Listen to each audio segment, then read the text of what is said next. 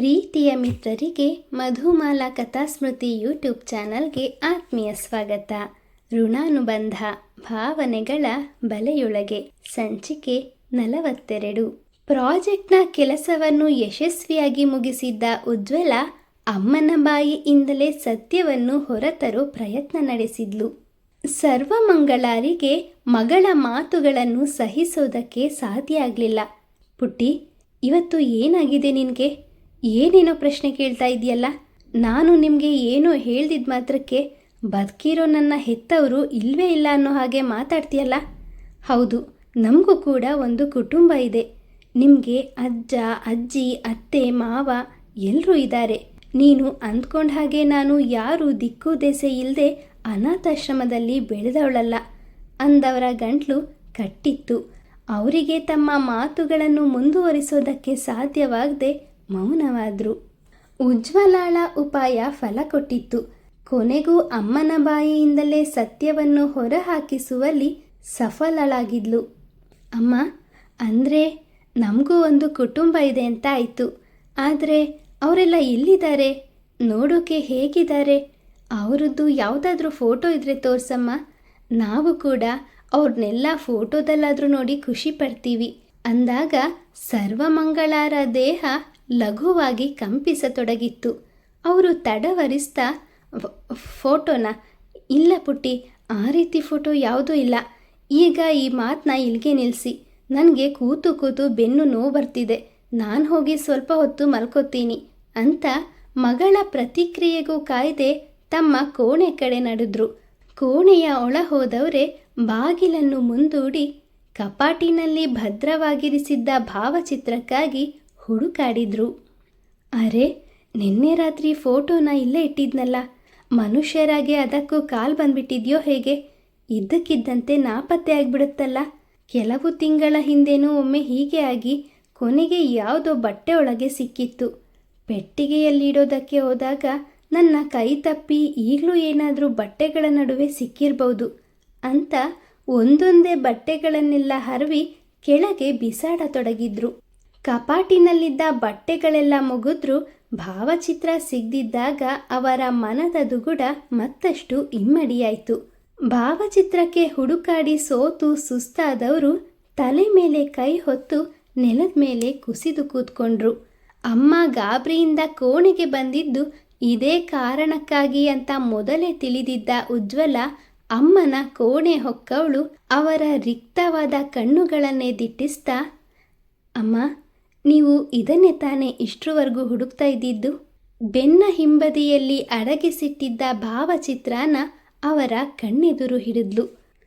ಯಾವ ವಿಷಯ ಮಕ್ಕಳಿಗೆ ತಿಳಿಯಕೂಡ್ದು ಅಂತ ಹಲವು ವರುಷಗಳಿಂದ ಬಚ್ಚಿಟ್ಟಿದ್ರೋ, ಯಾವ ಭಾವಚಿತ್ರಕ್ಕಾಗಿ ಇಷ್ಟರವರೆಗೂ ಮೈ ಮೇಲೆ ಪ್ರಜ್ಞೆ ಇಲ್ಲದವರಂತೆ ಕಪಾಟನ್ನೆಲ್ಲ ತಡಕಾಡುತ್ತಿದ್ರೋ, ಅದೇ ಭಾವಚಿತ್ರ ಮಗಳ ಕೈಯಲ್ಲಿ ಇರೋದನ್ನು ಕಂಡು ಸರ್ವಮಂಗಳಾರ ಎದೆ ಒಂದು ಕ್ಷಣ ಧಸಕ್ಕಂತು. ಮೈಯಲ್ಲಿ ಶಕ್ತಿನೇ ಇಲ್ವೇನೋ ಅನ್ನೋ ಹಾಗೆ ಕುಸಿದು ಕುಳಿತಿದ್ದ ಅಮ್ಮನ ಭುಜ ಹಿಡಿದು ಉಜ್ವಲ ನಿಧಾನವಾಗಿ ಹಾಸಿಗೆ ಮೇಲೆ ಕುಳ್ಳಿರಿಸಿದ್ಲು. ನಿತ್ರಾಣದಿಂದ ಸೊರಗಿದ್ದವ್ರಿಗೆ ನೀರು ಕುಡಿಸಿ ಸಮಾಧಾನ ಪಡಿಸ್ತಾ ಇರುವಾಗಲೇ ಸಾಕ್ಷಿ ಹಾಗೂ ಸ್ನೇಹ ಒಳ ಬಂದವರು ಕೋಣೆಯ ತುಂಬೆಲ್ಲ ಹರಡಿಕೊಂಡಿದ್ದ ಬಟ್ಟೆಗಳನ್ನು ನೋಡಿ ಏನೂ ತಿಳಿಯದವರಂತೆ ಮುಖ ನೋಡ್ಕೊಂಡ್ರು. ಕ್ಷಣಗಳ ಹಿಂದೆ ಲವಲವಿಕೆಯಿಂದ ಇದ್ದ ಅಮ್ಮನ ಮುಖದಲ್ಲಿ ದುಗುಡವನ್ನು ಕಂಡು, ಅಕ್ಕ, ಅಮ್ಮಂಗೇನಾಯಿತು ಅಂತ ದುಃಖ ತುಂಬಿದ ಧ್ವನಿಲಿ ಅಮ್ಮನನ್ನೇ ದಿಟ್ಟಿಸಿದ್ರು. ಇವತ್ತು ನಿಜ ವಿಷಯವನ್ನು ಎಲ್ಲರಿಗೂ ಹೇಳ್ತೀನಿ. ಅಮ್ಮ, ಇವತ್ತಿಗೆ ನಿಮ್ಮ ದುಃಖ ಸಂಪೂರ್ಣವಾಗಿ ಕಡಿಮೆಯಾಗಬೇಕು. ನೀವು ದುಃಖಿಸೋ ಯಾವ ಅಗತ್ಯವೂ ಇಲ್ಲ. ನೀವು ಯೋಚನೆ ಮಾಡಬೇಡಿ. ತಾತ ಅಜ್ಜಿನ ನಿಮಗೆ ಭೇಟಿ ಮಾಡಿಸ್ತೀನಿ. ಈ ವಿಷಯಕ್ಕೆ ಇನ್ಯಾವತ್ತೂ ನೀವು ಕೊರಗಬಾರ್ದು ಅಂತ ಹೇಳಿದವಳ ಮಾತುಗಳು ಅರ್ಥವಾಗದೆ ಸರ್ವಮಂಗಳ ಉಜ್ವಲಾಳನ್ನೇ ಶೂನ್ಯ ದೃಷ್ಟಿಯಿಂದ ದಿಟ್ಟಿಸಿದ್ರು. ಅಮ್ಮನನ್ನು ಹಿಂಬದಿಯಿಂದ ಬಳಸಿದವಳು, ಅಮ್ಮ, ಜೀವನದಲ್ಲಿ ಇಷ್ಟೆಲ್ಲ ಕಷ್ಟಗಳನ್ನು ಅನುಭವಿಸಿ ನಮಗೆ ಸಂಸ್ಕಾರ, ವಿದ್ಯೆ ಎಲ್ಲವನ್ನು ಕೊಟ್ಟು ಬೆಳೆಸಿದ್ದೀರಾ. ಮುಂದೆ ನಿಮ್ಮ ಜೀವನದಲ್ಲಿ ಸಂತೋಷದ ದಿನಗಳು ಮಾತ್ರ ಉಳಿದಿರುತ್ತೆ ಅಂತ ಅಮ್ಮನ ಕಣ್ಣೀರನ್ನು ಒರೆಸಿ ಸಿಹಿ ಮುತ್ತನಿಟ್ಲು. ಅಕ್ಕ, ನೀನು ಏನು ಹೇಳ್ತಾ ಇದೀಯಾ? ನೀನು ನಮಗೆ ತಾತ ಅಜ್ಜಿನ ಭೇಟಿ ಮಾಡಿಸ್ತೀಯಾ? ನಮಗೆ ಏನೂ ಅರ್ಥ ಆಗ್ತಿಲ್ಲ. ಅದೇನು ವಿಷಯ ಅಂತ ಸರಿಯಾಗಿ ಹೇಳು. ಸ್ನೇಹ ಅವಸರಿಸಿದಾಗ ಕೈಯಲ್ಲಿ ಹಿಡಿದಿದ್ದ ಭಾವಚಿತ್ರದ ಮೇಲೆ ಕೈ ಆಡಿಸ್ತಾ, ಸ್ನೇಹ, ಸಾಕ್ಷಿ, ಇವರೇ ನಮ್ಮ ತಾತ ನರಹರಿ ದೀಕ್ಷಿತ್ರು, ಅಜ್ಜಿ ಅನ್ನಪೂರ್ಣಮ್ಮ, ಮತ್ತು ಇವರು ನಮ್ಮ ಮಾವ ವಿಶ್ವನಾಥ ಅಂದವಳ ಮಾತುಗಳನ್ನು ಕೇಳಿ ಸರ್ವಮಂಗಳಾರಿಗೆ ಆಘಾತವಾಗಿತ್ತು. ಪುಟ್ಟಿ, ಈ ವಿಷಯ ನಿನಗೆ ಅಂತ ತಡವರಿಸ್ತಿದ್ದವರು ಏನೋ ನೆನಪಾದವರಂತೆ. ಅಂದರೆ 2-3 ತಿಂಗಳ ಹಿಂದೆ ನನ್ನ ಬೀರುಯಿಂದ ಫೋಟೋ ತೆಗೆದಿದ್ದು? ಅವರ ಮಾತುಗಳನ್ನು ತಡೆದವಳು, ಹೌದು ಅಮ್ಮ, ನಾನೇ ಅಂದವಳು. ಭಾವಚಿತ್ರವನ್ನು ತಗೊಂಡು ಮನೆಯಲ್ಲಿ ನಿಜ ವಿಷಯ ಹೇಳದೆ ರಾಮುಹಳ್ಳಿಗೆ ಹೋಗಿದ್ದು. ಅಲ್ಲಿ ತನ್ನ ತಾತ, ಅಜ್ಜಿ, ವಿಶ್ವನಾಥ ಹಾಗೂ ಮಲ್ಲಿನ ಭೇಟಿ ಮಾಡಿ 1 ದಿನ ಅಲ್ಲಿಯೇ ಉಳಿದಿದ್ದು. ಹಿಂದಿರುಗಿ ಬರುವಾಗ, ತಾನು ಇನ್ನೊಮ್ಮೆ ಅಲ್ಲಿಗೆ ಬರುವಾಗ ನಿಮ್ಮ ಮಗಳ ಕಡೆಯಿಂದ ಸಿಹಿ ಸುದ್ದಿಯನ್ನು ತಂದೆ ತರ್ತೀನಿ ಅಂತ ತಾತ ಅಜ್ಜಿಗೆ ಮಾತು ಕೊಟ್ಟ ಎಲ್ಲ ವಿಷಯವನ್ನು ತಿಳಿಸಿದ್ಲು. ತಂದೆ ತಾಯಿ ಇಷ್ಟು ವರ್ಷಗಳ ಕಾಲ ತನ್ನ ನೆನಪಲ್ಲೇ ಕಣ್ಣೀರು ಸುರಿಸ್ತಾ ಇರೋ ವಿಷಯ ಸರ್ವಮಂಗಳರನ್ನು ಇನ್ನಿಲ್ಲದಂತೆ ಘಾಸಿಗೊಳಿಸಿತ್ತು. ಉಕ್ಕಿ ಬರುತ್ತಿದ್ದ ದುಃಖವನ್ನು ತಡ್ಕೊಳ್ತಾ, ಪುಟ್ಟಿ, ನೀನು ಅಜ್ಜ ಅಜ್ಜಿನ ನೋಡಿದ್ಯಾ? ವಿಶ್ವಣ್ಣ ಹೇಗಿದ್ದಾನೆ? ಎಲ್ಲರೂ ನನ್ನ ಬಗ್ಗೆ ಕೇಳಿದ್ರಾ? ನೀನು ಅವ್ರ ಮೊಮ್ಮಗಳು ಅಂತ ಅವ್ರಿಗೆ ಹೇಳಿದ್ಯಾ? ಅವರು ನಿನ್ನ ಮೊಮ್ಮಗಳು ಅಂತ ಒಪ್ಕೊಂಡ್ರಾ? ಮಗಳಂತೂ ಮನೆಗೆ ಬರಲಿಲ್ಲ, ಮೊಮ್ಮಗಳಾದರೂ ಬಂದ್ಲಲ್ಲ ಅಂತ ಖುಷಿಪಟ್ರ? ಎಷ್ಟೋ ವರ್ಷಗಳ ನಂತರ ತವರ ಮನೆ ಸುದ್ದಿ ಕೇಳ್ತಿದ್ದ ಹಾಗೆ ಸಂತೋಷ ದುಃಖ ಮಿಶ್ರಿತವಾಗಿ ಸರ್ವಮಂಗಳಾರ ಕಣ್ಣುಗಳು ತುಂಬಿದ್ವು. ಜರಿಯಂತೆ ಸುರಿತಿದ್ದ ಕಂಬನಿನ ಒರೆಸಿಕೊಳ್ಳುವಷ್ಟು ತಾಳ್ಮೆ ಇರದೆ ಒಂದೇ ಉಸಿರಲ್ಲಿ ಸಾಲು ಸಾಲು ಪ್ರಶ್ನೆಗಳನ್ನು ಕೇಳತೊಡಗಿದ್ರು.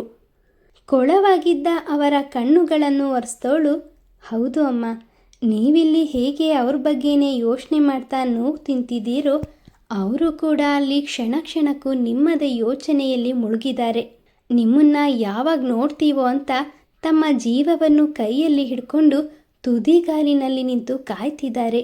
ಅಮ್ಮ, ನಿಮಗೆ ಇನ್ನೊಂದು ವಿಷಯ ಗೊತ್ತಾ? ವಿಶ್ವನಾಥ ಮಾವ, ಅದೇ ನಿಮ್ಮ ವಿಶ್ವಣ್ಣ, ಹಾಗೆ ಅವ್ರ ಹೆಂಡತಿ ಮಲ್ಲಿಕಾ ಅತ್ತೆ ತಾತ ಅಜ್ಜಿನ ತಮ್ಮ ಹೆತ್ತವರಂತೆ ನೋಡ್ಕೊಳ್ತಿದ್ದಾರೆ ಅಂದಾಗ ಸರ್ವಮಂಗಳಾರ ದುಃಖದ ಕಟ್ಟೆ ಒಡೆದಿತ್ತು. ಅಮ್ಮನನ್ನು ಮಗುವಂತೆ ತನ್ನ ತೊಡೆ ಮೇಲೆ ಮಲಗಿಸ್ಕೊಂಡು ಅವರನ್ನು ಸಂತೈಸಿದವಳು, ಅಮ್ಮ, ನಿಮಗೆ ದುಃಖ ಕೊಡಬೇಕು ಅನ್ನೋ ಉದ್ದೇಶದಿಂದ ನಾನು ಹೀಗೆ ಹೇಳಲಿಲ್ಲ. ಅಪ್ಪ ಅಮ್ಮ ಇಂತಹ ಇಳಿ ವಯಸ್ಸಿನಲ್ಲಿ ಎಷ್ಟೊಂದು ಕಷ್ಟಪಡೋ ಹಾಗಾಯ್ತಲ್ಲ ಅಂತ ನೀವು ಕೊರಗ್ತಿದ್ದೀರಲ್ಲ, ಅದಕ್ಕೆ ಹೇಳಿದೆ. ವಿಶ್ವಮಾವ ಹಾಗೂ ಮಲ್ಲಿಕಾ ಅತ್ತೆ ಅವ್ರನ್ನ ತಮ್ಮ ತಂದೆ ತಾಯಿಗಳಂತೆ ನೋಡ್ಕೊಳ್ತಿದ್ದಾರೆ. ಆದರೆ ಇನ್ನೊಂದು ವಿಷಯ, ನಾನು ಅವ್ರ ಮೊಮ್ಮಗಳು ಅನ್ನೋ ಸತ್ಯನ ಇನ್ನೂ ಹೇಳಿಲ್ಲ. ಮೊದಲು ಈ ವಿಷಯನ ನಿಮ್ಮ ಬಳಿ ಹೇಳಿ ನಂತರ ಹೇಳೋಣ ಅಂತ ಸುಮ್ಮನಾದೆ ಅಂದ್ಲು. ನಡುವಿನಲ್ಲಿ ಬಾಯಿ ಹಾಕಿದ ಸ್ನೇಹ, ನೀನು ಹೇಳ್ತಾ ಇರೋದು ನಿಜನಕ್ಕ? ಅಮ್ಮ ಜೀವನದಲ್ಲಿ ಇಷ್ಟೊಂದೆಲ್ಲ ಕಷ್ಟಪಟ್ಟಿದ್ದಾರೆ, ಆದರೂ ಯಾವತ್ತೂ ನಮ್ಮ ಬಳಿ ತಮ್ಮ ಕಷ್ಟವನ್ನು ಹೇಳ್ಕೊಳ್ಳೇ ಇಲ್ಲ.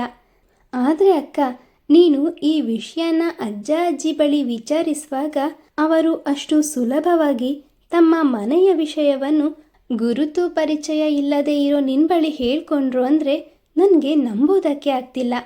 ನೀನಿನ್ನೂ ನಿಜವನ್ನು ಅವರ ಬಳಿ ಹೇಳಿಲ್ಲ ಅಂದ್ಯಲ್ಲ, ಹಾಗಾದರೆ ನಿನ್ನ ಬಗ್ಗೆ ಏನಂತ ಪರಿಚಯಿಸ್ಕೊಂಡೆ ಅಂತ ಅನುಮಾನದಿಂದ ಪ್ರಶ್ನಿಸಿದ್ಲು. ನಿನ್ನ ಅನುಮಾನ ನಿಜ ಸ್ನೇಹ. ಈಗಲೂ ಸಹ ಹಳ್ಳಿಯ ಜನರು ಅಮ್ಮನ ಮೇಲೆ ಬೆಳೆಸಿಕೊಂಡಿರೋ ಕೋಪ ಕಿಂಚಿತ್ತೂ ಕಡಿಮೆ ಆಗಿಲ್ಲ. ಇವತ್ತಿಗೂ ಸಹ ಯಾರೊಬ್ಬರು ಅಮ್ಮನ ವಿಷಯವನ್ನು ಮಾತನಾಡೋದಕ್ಕೆ ಇಷ್ಟಪಡೋದಿಲ್ಲ. ನಾನು ಇದೇ ವಿಷಯವನ್ನು ತಿಳಿದುಕೊಳ್ಳೋದಕ್ಕೆ ಹಳ್ಳಿಗೆ ಹೋದಾಗ ಯಾರೊಬ್ಬರು ನನ್ನ ಸಹಾಯಕ್ಕೆ ಬರಲಿಲ್ಲ. ಮುಂದೆ ಏನು ಮಾಡೋದು ಅಂತ ದಿಕ್ಕು ಕಾಣದೆ ಕಂಗಾಲಾಗಿ ನಿಂತಿದ್ದಾಗ ದಾರಿಯಲ್ಲಿ ಸಿಕ್ಕ ವಿಶ್ವಮಾವ ತಾತ ಅಜ್ಜಿ ಬಳಿ ಕರ್ಕೊಂಡು ಹೋದರು.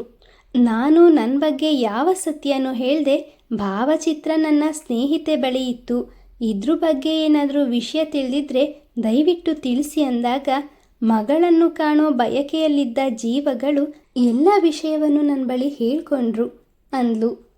ಮಗಳೇ, ಯಾವ ವಿಷಯ ತಿಳಿದ್ರೆ ನೀವು ನನ್ನ ಬಗ್ಗೆ ಕೆಟ್ಟದಾಗಿ ಯೋಚನೆ ಮಾಡ್ತೀರೋ ಅಂತ ನಾನು ಇಷ್ಟು ವರ್ಷ ಮುಚ್ಚಿಟ್ಟಿದ್ನೋ ಆ ವಿಷಯ ನಿನಗೆ ತಿಳಿದಿದ್ರು ಈ ಅಮ್ಮನ ಮೇಲೆ ಸ್ವಲ್ಪವೂ ಪ್ರೀತಿ ಕಡಿಮೆ ಆಗಿಲ್ವೇನಮ್ಮ?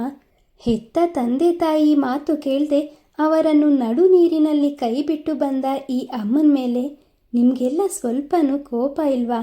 ಮಗಳ ತೊಡೆ ಮೇಲೆ ಮಲಗಿದ್ದ ಸರ್ವಮಂಗಳ ಎದ್ದು ಕೂತ್ಕೊಂಡು ತಮ್ಮ ಕಣ್ಣುಗಳನ್ನು ಒರೆಸಿಕೊಳ್ತಾ ತಲೆ ತಗ್ಗಿಸಿದ್ರು. ಅಮ್ಮನ ಗಲ್ಲ ಹಿಡಿದು ಅವರ ತಲೆಯನ್ನು ಮೇಲಕ್ಕೆತ್ತಿದ ಉಜ್ವಲ, ಅಮ್ಮ, ನೀವು ತಲೆ ತಗ್ಗಿಸೋ ಕೆಲಸವನ್ನು ಏನೂ ಮಾಡಿಲ್ಲ. ನಿಮ್ಮ ಜಾಗದಲ್ಲಿ ಯಾರೇ ಇದ್ದಿದ್ರು ಹೀಗೆ ಮಾಡ್ತಿದ್ರು. ಒಂದು ಹೆಣ್ಣು ಗಂಡಿನ ಆಸರೆಯನ್ನು ಬಯಸೋದು ಸಹಜ.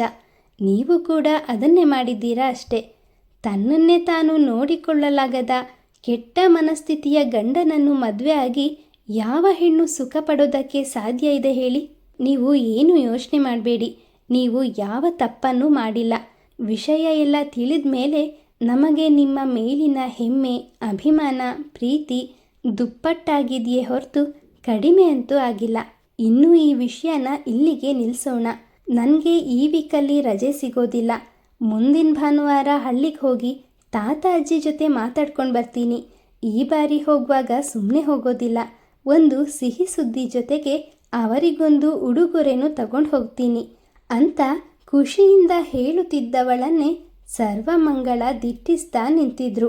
ಅವರ ಮನಸ್ಸಿನಲ್ಲಿದ್ದ ಮಾತುಗಳು ಅರ್ಥವಾದವಳಂತೆ ಅವರ ಕೈಗಳನ್ನು ತನ್ನ ಕೈಯಲ್ಲಿ ಬಂಧಿಸಿದವಳು, ಈಗ ಬೇಡಮ್ಮ, ಹಳ್ಳಿ ವಾತಾವರಣ ಇನ್ನೂ ಸುಧಾರಿಸಿಲ್ಲ.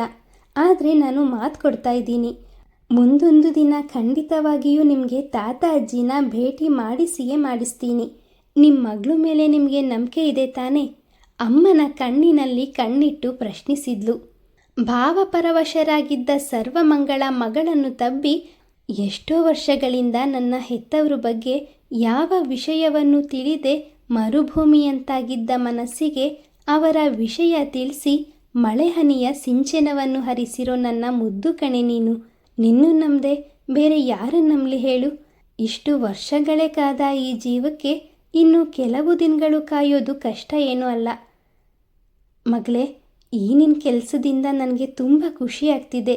ಇದೇ ಖುಷಿಗೆ ನಿಮಗೆಲ್ಲ ಸಿಹಿ ಮಾಡ್ತೀನಿ ಅಂತ ಅಡುಗೆ ಕೋಣೆಯತ್ತ ತೆರಳುತ್ತಿದ್ದ ಅಮ್ಮನನ್ನು ತಡೆದವಳು, ಅಮ್ಮ, ಒಂದು ನಿಮಿಷ, ಅದಕ್ಕಿಂತ ಮುಂಚೆ ನನಗೆ ಇನ್ನೂ ಕೆಲವು ವಿಷಯಗಳು ತಿಳಿಬೇಕು. ದಯವಿಟ್ಟು ಹೇಳ್ತೀರಾ ಅಂತ ಅವರ ಕಣ್ಣುಗಳನ್ನೇ ದಿಟ್ಟಿಸಿದ್ಲು.